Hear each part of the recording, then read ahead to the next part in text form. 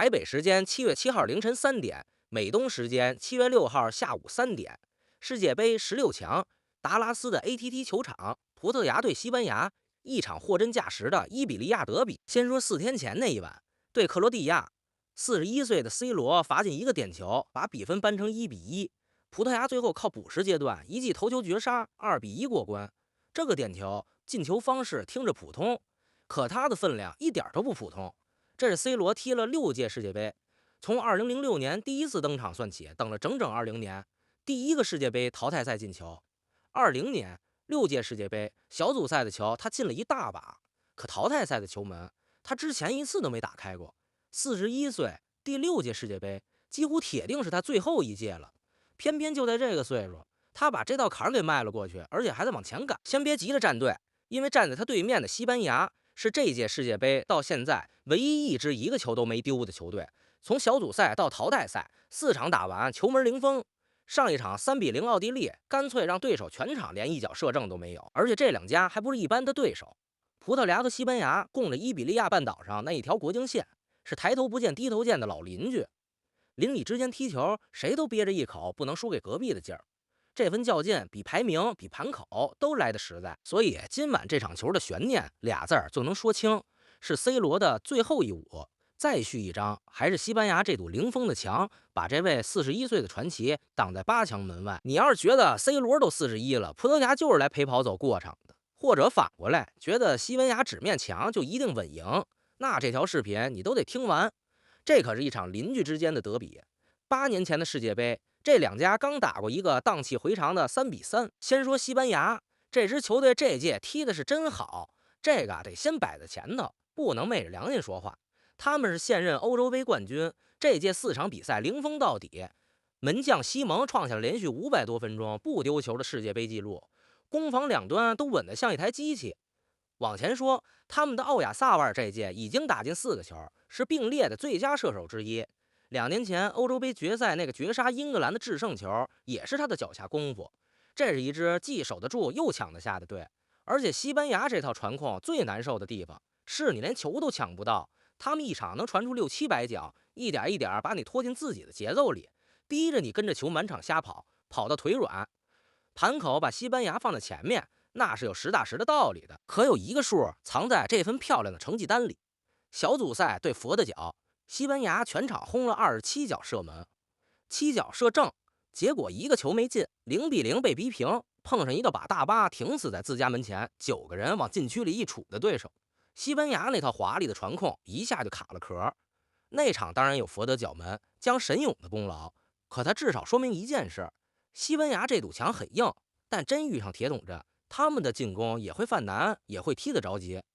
今晚葡萄牙要是也把防線一收，擺出這個架勢，西班牙未必一上來就能鑿得開。還有個情況對西班牙來說不是好消息，上一場打奧地利，他們2個邊鋒尼科威廉姆斯拉了腹股溝，耶雷米皮諾傷了肩膀，雙缺陣。尼科威廉姆斯可不是隨便一個替補，2年前那場歐洲杯決賽，另一個進球就是他打的。據西媒賽前的消息，這倆人這一場能不能回來，西班牙自己都還沒給準線。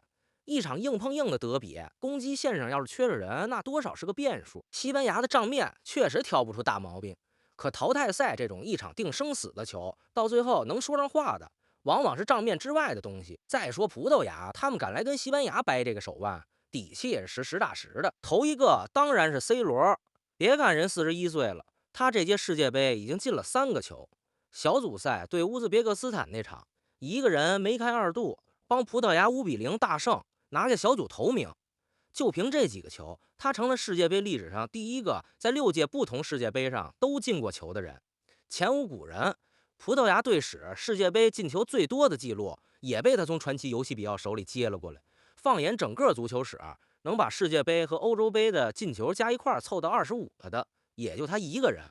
41歲了，還站在世界杯的鋒線上衝，這個一般人早退役坐進解說間了。而上一場那個淘汰賽手球，為什麼值得專門拎出來說？因為 C 羅跟世界杯的淘汰賽實在有一段不太順的往事。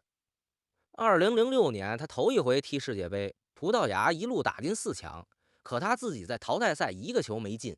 2018年葡萄牙16強被烏拉圭擋下，他也沒能改寫劇本。到了2022年卡塔爾更憋屈，8强对摩洛哥，主教練乾脆把他摁在了替補席上，他只能眼睁睁看着葡萄牙被淘汰。6届世界杯淘汰赛的球门他一次都没打開过，所以4天前对克罗地亞那记点球，41岁的他是把一道压了整整20年的心结親手给解開了。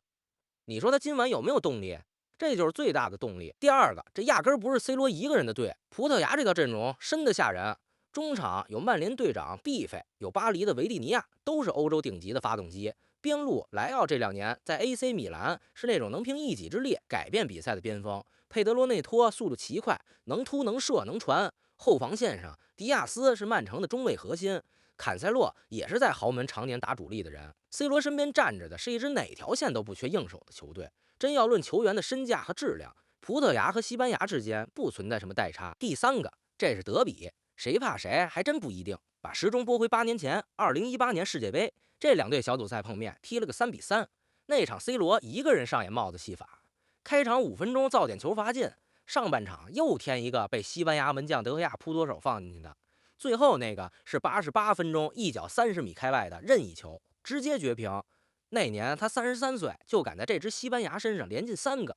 德比就是這麼個東西，排名盤口到了場上有時候真就不算數。第4個，淘汰賽一場定生死，容錯率對誰都一樣。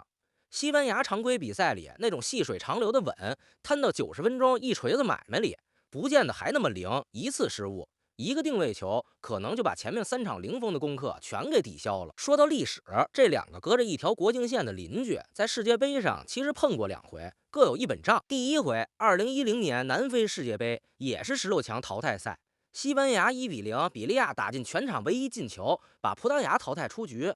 那年 C 羅25歲，正當打之年，就那麼眼睜睜看着西班牙把自己送回了家。更扎心的還在後頭，那支西班牙一路過關斬將，最後捧起了大力神杯，拿到了隊史唯一一座世界杯冠軍。而且那屆西班牙奪冠靠的就是今晚這種誰都攻不破的穩。整屆7場比賽一共才丟了2個球。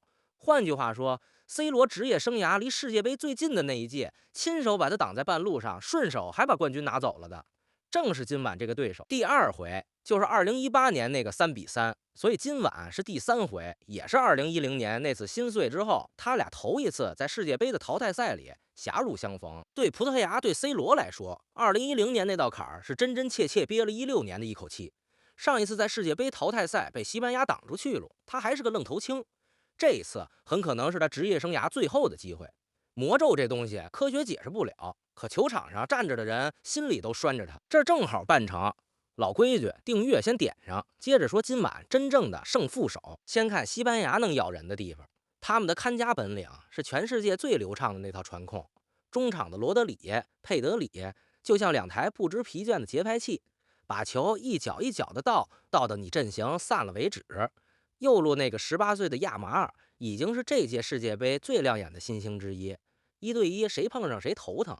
球在西班牙腳下轉下來，能把對手的耐心一點一點的耗乾淨。這場中場的較量其實就是今晚的勝負手。葡萄牙也不是沒人跟他們掰腕子，貝費的調度，維蒂尼亞的拿球護球，都能跟西班牙的中場碰一碰。誰能在中圈的1畝3分地上占住便宜，誰就能定這場球的節奏。而葡萄牙真正的隱患恰恰在中前場的防守。面對西班牙這種控球隊，C 羅和萊奧這條鋒線高位逼搶的跑動能維持多久？41歲的 C 羅回防能幫上多少忙？這都是問號。這兒得說句公道話，真要比整體，比這2年的穩定性，西班牙就是賬面上更強的那一個。盤口把它放前面，有它的道理。而葡萄牙最現實的問題是容易過分依賴球星的靈光一現。一旦被西班牙控住了節奏，拖進陣地戰的泥潭，他們不一定有那個耐心陪西班牙1分1秒的磨。可反過來，葡萄牙的機會也恰恰藏在西班牙最舒服的這套打法背面。西班牙控球壓得高，身後有空，萊奧內托的速度加上 C 羅在禁區裡那點與生俱來的嗅覺，一次成功的快速反擊就能要了西班牙的命。還有一手別忘了定位球，葡萄牙禁區裡塞着一堆大高個，C 羅的頭球，後衛頂上來的衝擊力，一個角球，一個任意球，就可能撬開西班牙這堵零封的牆。他們上一場絕殺克羅地亞，靠的正是一記傳中頭球。別忘了西班牙那條零封了整屆的防線，真正的硬仗其實還沒打過。他們一路上碰到的對手還沒有葡萄牙這個級別的攻擊群，一邊的矛正對着另一邊最薄的盾，兩邊都是，這才是這場德比最好看的地方。那盘口到底怎麼說？這場就有意思了。盘口没有一邊倒，西班牙稍占上風，贏面50%上下，葡萄牙2成出頭，剩下的壓平局拖加時。翻譯成人話就是10場裡頭，西班牙大概能贏5場，葡萄牙2場，剩下那3場得靠加時甚至點球才能分出來。這個數字擱淘汰賽裡，基本就是倆人掰手腕的局面，誰的胳膊先軟誰就出局。而且這屆世界杯反反复复在教所有人一件事兒，紙面上更穩的那個不一定能笑到最後。要是光看數据，西班牙頂着歐洲杯冠軍的身份，就不該被一個佛腳逼得27腳射門顆粒無收。4屆冠軍德國前幾天也照樣被巴拉圭拖进點球大戰，一腳一腳踢回了老家。盘口能管住10場裡的大多數，可他管不住今晚這一場德比。何況葡萄牙手裡攥着這張牌是 C 羅，是一個8年前就在這支西班牙身上踢進過帽子戏法的人。這也正是几億人今晚願意守着屏幕的原因。先把規矩說死，淘汰賽单场定生死，90分鐘打平就踢加时，加时再平就點球，一輪定氣流，沒有回旋餘地。葡萄牙要過西班牙這一關，路子其實挺清楚，別去跟西班牙比控球，那是往人家最硬的強项上撞。他們要做的是先收一收，把陣型穩住，中場的球權捨得讓出去，把功夫都下在反擊和定位球上。靠萊奧內拖的速度趟身後，靠 C 羅和拉莫斯在禁區裡搶那關鍵的一下，能拖就拖，拖到加时，拖到點球，到那時候誰贏誰輸真就不好說了。這條路對葡萄牙來說不算陌生，他們上一場打克羅地亞就這麼熬到補時最後一刻才把絕殺打進去。反過來，西班牙的劇本就俩字兒：耐心。用傳控一點一點撬開葡萄牙的防線，同時把身後看死，別讓對方的快馬偷了家。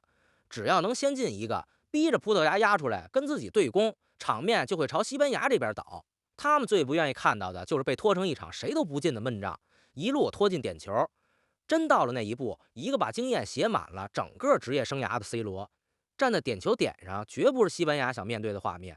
2個劇本，一個考驗神經，一個考驗耐心，就看今晚哪個先寫成真的。最後說說這場球的分量，西班牙要是贏了，這堵零封的鐵桶繼續往前推，歐洲杯冠軍之後再往世界杯的獎杯衝一衝，德拉富恩特這套年輕班底的成色就更足了。後面8強不管碰上誰，都得先掂量掂量。葡萄牙要是贏了，那就是 C 羅職業生涯最後一屆世界杯裡親手把最強的那個鄰居擋在了門外，替2010年那道憋了16年的坎兒狠狠討回一口氣。更別說贏下這場8強就在眼前，離他這輩子唯一還沒摸到的那座大力神杯又進了一步。而對 C 羅個人來說，今晚每多踢1分鐘，都是往他那本早就寫滿了記錄的賬本上再添一筆。往大了說， C 羅這一代葡萄牙人2016年拿過一次歐洲杯，可世界杯的4強门檻，他们打從2006年以後就再沒邁進去過一步。今晚這一場很可能就是這代人最後的窗口。一邊是衛冕冠軍的底氣，另一邊是一段傳奇的序章。台北時間7月7號凌晨3點，達拉斯見分曉。你覺得今晚誰能笑到最後？看好西班牙控住葡萄牙的，評論區扣個1；覺得 C 羅還能再寫一張的，扣個2。順手把你猜的比分打在評論區，明早復盤，咱們回來對答案。賬都擺在這兒了，怎麼算你自己定。覺得老馬撈的還重，訂閱點一個。這場球的復盤，明兒早上第一時間到賬。我是第一次看球的老馬，咱們下一場見。